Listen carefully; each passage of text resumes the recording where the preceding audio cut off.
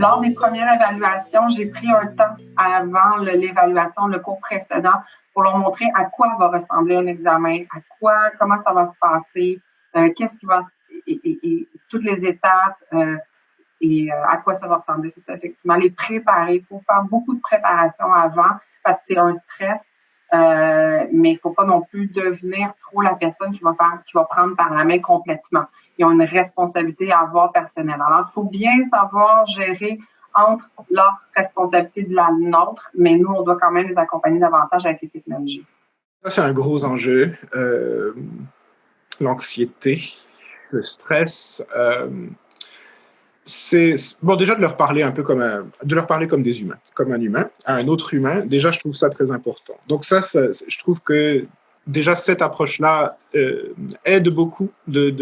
Si l'étudiant comprend que je parle à lui en particulier ou à elle et pas à d'autres personnes et que je suis que je m'intéresse à ce que cette personne fait, généralement déjà ça diminue, parce que c'est souvent la frontière de l'écran qui fait en sorte que ça concentre le stress un petit peu. Ensuite, encore une fois, il faut juste la plus de transparence possible, en fait. Donc, l'idée, c'est d'identifier le stress, de leur dire aussi à la base que s'ils sont stressés, ça va, c'est normal, ça peut arriver complètement, mais qu'en même temps, ce serait bien de me le dire parce que je suis là aussi pour les aider là-dedans. Et donc ça, je le dis de façon très, très, très claire au départ et plusieurs fois aussi. Bon, travail à distance, c'est aussi un travail de répétition de l'information. Donc, je leur redis à différents moments. Et puis, ça va être de répondre à leurs questions, en fait, tout simplement, mais de façon posée, avec les vraies informations aussi. Donc, par exemple, quelqu'un qui ne sait pas qui a perdu l'information qui lui disait quand est-ce qu'il doit rendre ses devoirs, eh ben, lui redire, tout simplement. Et puis, lui dire, bon, en ce moment, vous en êtes là, il vous reste ça à faire, donc, vous êtes bien, ou alors, là, il faut peut-être se structurer un petit peu, il faut peut-être planifier un petit peu les choses. Est-ce qu'on le fait ensemble? Ça va être comme ça. Et puis aussi, on a un échéancier qu'on leur envoie, que je leur envoie, moi, au tout début du cours, avec mon premier courriel de bienvenue, en fait. Et puis, c'est un échéancier dynamique, donc qui peut s'adapter au fur et à mesure du cours, en format Excel. Et puis, ça aide aussi beaucoup. Je les invite vraiment à utiliser ça. Généralement, ils le font. Et ça aide beaucoup à diminuer le stress parce que, justement, ils voient un petit peu le temps qu'il leur faut pour faire les parties du cours où ils sont rendus. Donc, je pense que se projeter dans le temps, c'est important aussi.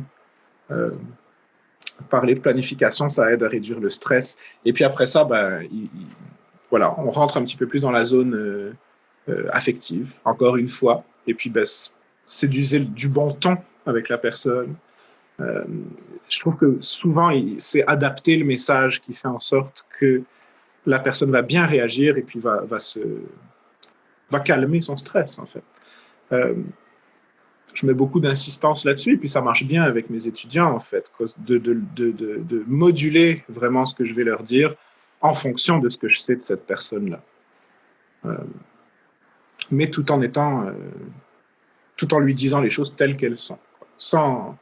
Sans bonifier, sans améliorer, sans faire un portrait superbe ou au contraire terrible de la chose, quoi. Juste en restant. Et souvent, c'est ça qui leur manque des fois. Souvent, chez mes étudiants qui sont les plus anxieux, c'est qu'ils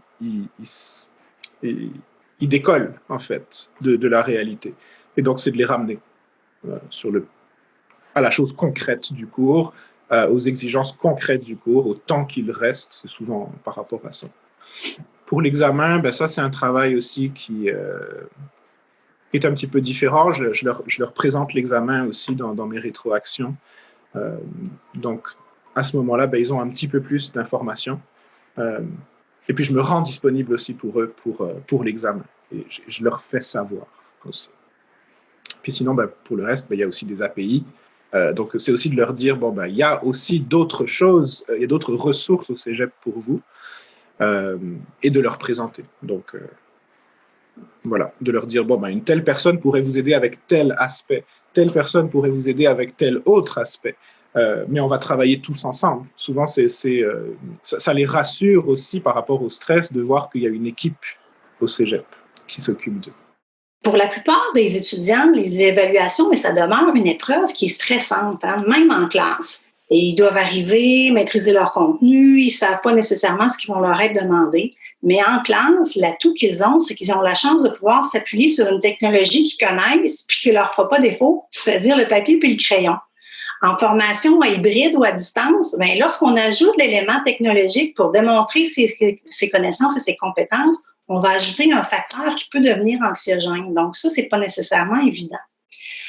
Pour essayer de contourner ça, moi, je pense que les outils numériques qu'on choisit doivent être les plus simples possibles, c'est-à-dire ergonomiques, faciles d'utilisation.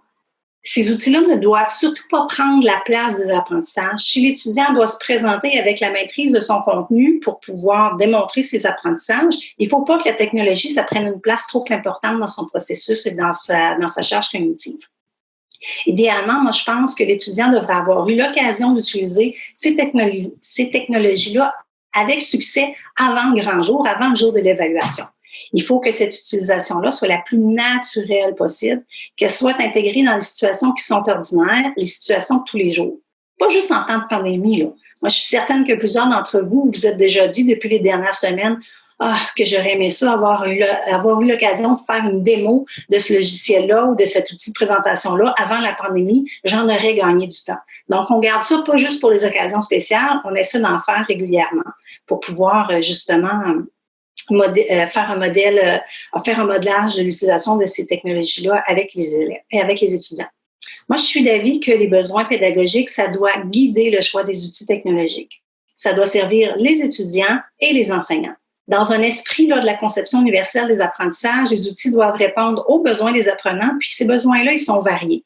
Ils doivent être faciles d'utilisation et surtout sur toutes les plateformes. Du côté des enseignants, il est tout à fait logique de penser qu'eux, ils ont des loisirs personnels qui ne sont pas de visionner des tutoriels pour apprendre le fonctionnement complexe de certains outils. Moi, je pense que l'outil doit être le plus simple possible et le moins chronophage possible. En fait, l'enseignant doit passer son temps à ce qui est le plus important, c'est-à-dire accompagner les étudiants, pas nécessairement résoudre des problèmes techniques. Puis en éducation, j'estime que les besoins pédagogiques doivent toujours passer avant les besoins administratifs pour le choix des outils.